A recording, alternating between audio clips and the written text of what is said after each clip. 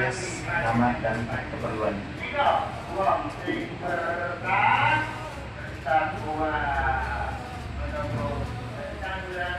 Nomor HP,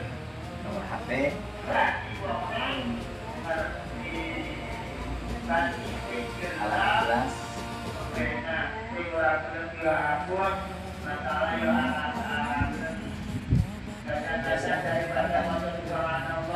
ya, kasih ini satu apa nih?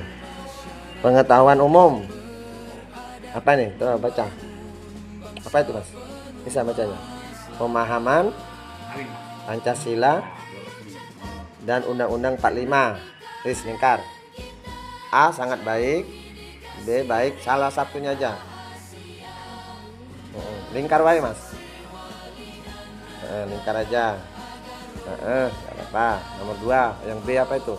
Pemahaman tentang kesehatan dan gizi. Silakan dilingkar. Lingkar di sini, lingkar. Yang mana? Nanti terus ya jawabnya pengetahuan agama sampai kesehatan. Nah, dijawab ya sampai bawah ya. Tak misi namanya berlaku kegiatan konseling dan penasihat terhadap calon. Di sini terdapat identitas Mas Dedi dan Ima untuk kenalannya tahun 2005 ya. Kira-kira udah berapa tahun? Udah kenal. Nah, sampai setahun. Nah, terus Mas Dedi anak keberapa? 1, 2 saudara. Mbak Ima anak ketiga dari kita. Terus kemarin sudah diimunisasi? Ya, Krismas ya. Imunisasi apa? TT1. Sudah TT1. Baik. Ini hasil evaluasi diri sendiri, hasil konseling. Nomor 1 tentang pengetahuan umum.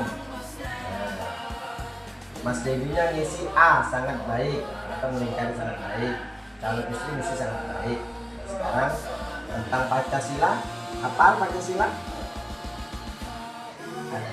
Apa? Coba yang pertama apa? 1. Ketuhanan yang maha. 2. 3. 4. Kerakyatan.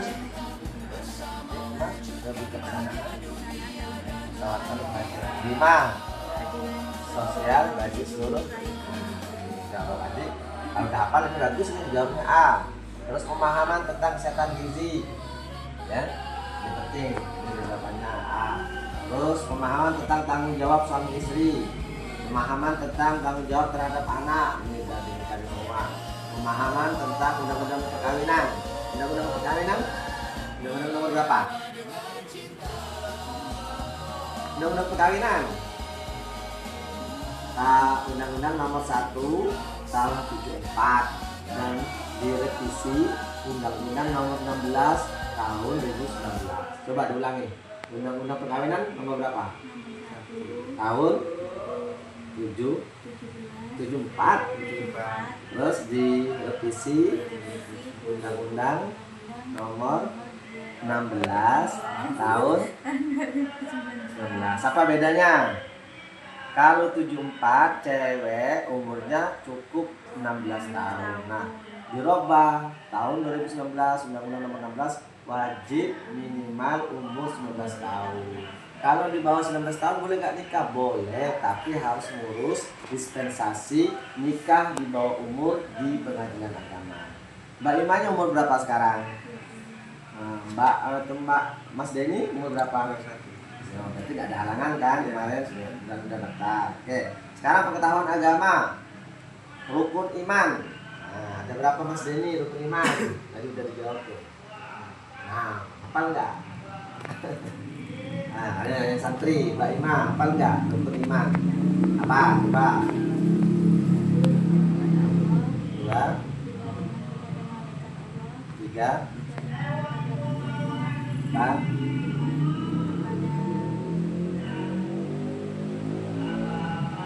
Ayyuminu billah wa malaikatihi wa kutubihi wa rusulihi. Terus wal yaumil akhir. Ayo minum qadrihi. Baca ditulis an. Rukun nikah. Coba sebutkan rukun nikah. Yang pertama apa? Ada wali nikahnya. Yang kedua, ada catin laki-laki perempuan. Yang ketiga, ada saksi 2 orang saksi. Yang keempat, ijab kabul. Yang kelima, tertib. Ya. Terus apa lagi? Pengucapan ijab kabul. Udah lancar? Coba saya ulangi sini tangan. Saya contoh. Denny Tara Saputra bin Trimarko, kunikahkan padamu anak kandungku yang bernama Imam Munawwaroh dengan mas kawinnya uang 1 juta rupiah dibayar tunai. Saya terima nikahnya Imam Munawwaroh binti Imam Dramuti dengan waktu yang tersebut tunai. Terus lancar lah, udah berarti A nih jawabannya. Ya, jawabannya A. Terus mengucapkan bacaan sholat. Bisa ya Mbak Ima ya, nanti kalau Mas Denny-nya nggak bisa diajari ya di tutor sebaya dari takbiratul ihram, bacaan doa kita, Al-Fatihah, surat pendek pilihan, terus apa lagi? Ruku, bacaan al-tidal, sujud, tumaknina, duduk tahiyat awal, tahiyat akhir, salam. Itu dibaca ya, dihafalin ya. Terus apa lagi? Hafal pemahaman syahadat, sholawat dan istighfar. Syahadat, apa kemarin saya jelaskan? Syahadat itu namanya tajdid, pembaruan iman, bukan baru masuk Islam. Mbak Ima masuk Islam dari lahir, kamu dari Islam. Mas Denny dari lahir. Maka namanya tajdid. Kok harus baca syahadat? Itu mengucapkan, beriktikad dalam batin untuk menjadikan Allah itu Esa dan Muhammad adalah utusan. Terus salawat, tadi jelaskan kemarin, salawat itu kita beriktikad dalam rumah tangga ikut dengan Rasul. Istighfar, kita sebelum ijab kabul harus mencucikan diri ya. Terus doa seksama, tadi saya sudah bacakan. Doa seksama, doa hubungan suami istri. Coba mbaknya lupa. Coba.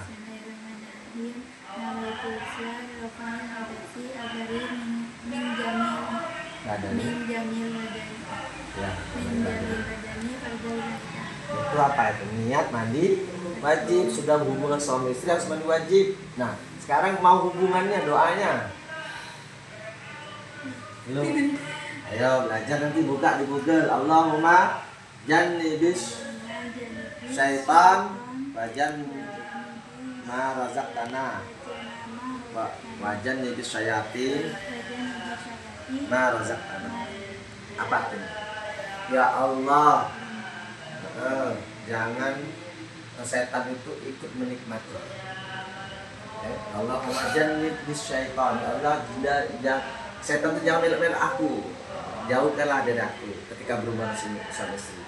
Wajan nibis syayatin, dan setan itu jangan masuk ma razaqtana. Apa itu razaqtana? Yang kami dapatkan, rezeki yang kami dapatkan ketika hubungan suami istri. Sekarang Mas Denny, hubungan suami istri rezekinya apa? Rezekinya apa? Anak, iya kan? Ada lagi rezekinya apa? Ada lagi rezekinya. Klimaks. Kalau nggak klimaks itu nggak boleh tuh. Harus dipuaskan pasangannya. Mbak Ima harus memuaskan Mas Denny. Mas Denny juga jangan salah.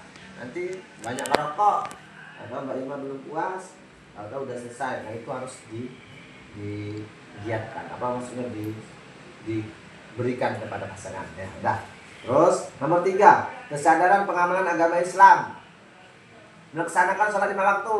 Mas Denny, sholat terus nggak? Ya, tenanan. Karo urung sesuk arep sholat tiap hari. Mbak Ima, sholat terus nggak? Nah, kali. Nah, baca Al-Quran, lancar nggak?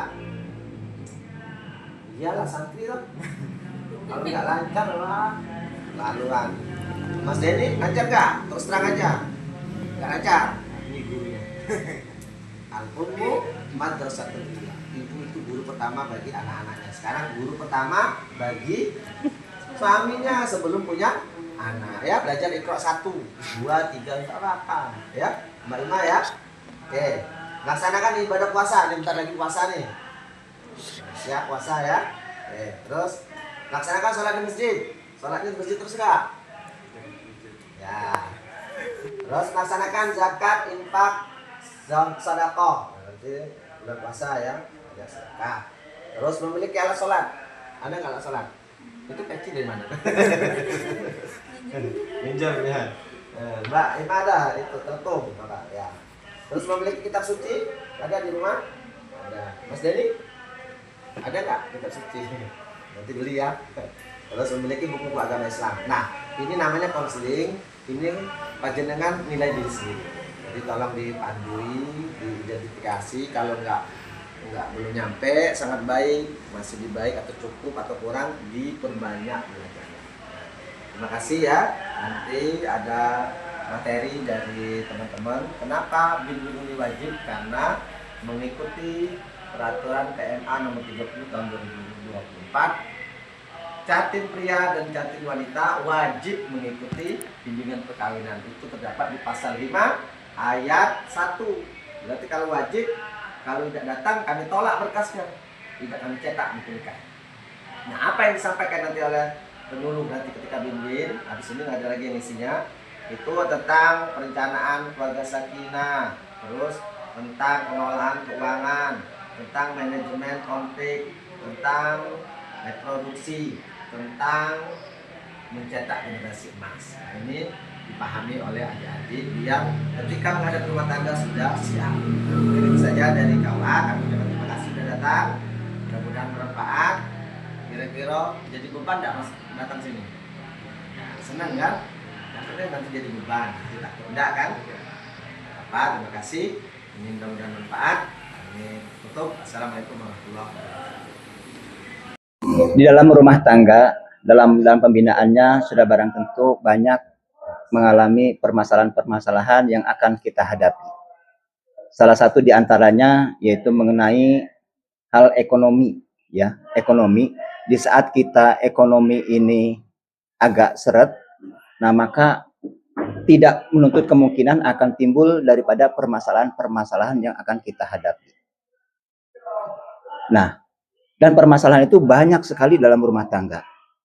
Banyak yang kita saksikan di dalam kehidupan masyarakat. Banyak yang baru pernikahan sebulan, 2 bulan, ada yang setahun, 2 tahun, ya sudah berpisah dalam arti cerai. Kadang ada yang anak 1, anak 2, ya. Nah, pada dasarnya semua rumah tangga itu kan ingin hidup bahagia. Akan tetapi tidak mulus seperti itu, ya, tidak mulus. Digambarkan sebagaimana kita mengarungi bahtera di lautan, ya. Nah, kapal ketika berlayar itu positif akan mengalami kendala-kendala yang akan dihadapi. Ada ombak, angin kencang, petir gemelegar, ya. Nah, bisa jadi numbur batu karang. Nah, maka bahtera tersebut tidak akan sampai ke tujuan kalau nahkodanya itu tidak benar-benar kuat, ya. Nah, jadi di sini selaku nahkoda yaitu sang suami, ya, dalam rumah tangga. Jadi baik buruknya dalam rumah tangga, baik buruknya sang istri yaitu tergantung pada suaminya. Istri ingin cantik, maka sang suami harus bisa memberikan fasilitas, ya. Nah, itu. Demikian juga sang istri ingin tidak ngeroceh, nah maka harus terpenuhi kebutuhan-kebutuhannya. Nah, di sini selaku sang suami sungguh sangat berat sekali. Berat sekali tanggung jawabnya di dalam rumah tangga. Semua urusan, semua pekerjaan perempuan itu pada dasarnya itu adalah tanggung jawab sang suami. Termasuk nyuci, masak, semuanya, ya, itu tanggung jawab daripada sang suami. Istri enak aja, enak. Namun kewajiban sang istri satu, nurut dengan sang suami. Apa kata suami? Neng, masak. Masak. Neng, nyuci baju, cuci baju. Kan seperti itu. Ya, tidak boleh membantah selama perintah daripada sang suami itu tidak melanggar daripada syariat ajaran agama. Nah, akan tapi kalau perintah sang suami ini tidak sesuai dengan syariat ajaran agama, maka sang istri wajib untuk tidak mentaatinya. Oke, sampai di sini ada yang mau ditanya? Cukup. Ya. Jadi tanggung jawab sang suami adalah berat sekali. Semuanya harus ditanggung oleh sang suami. Ya. Kiranya hanya ini yang bisa saya sampaikan. Lebih dan kurangnya saya mohon maaf. Akhirul kalam wabillahi taufiq wal hidayah. Wassalamualaikum warahmatullahi wabarakatuh.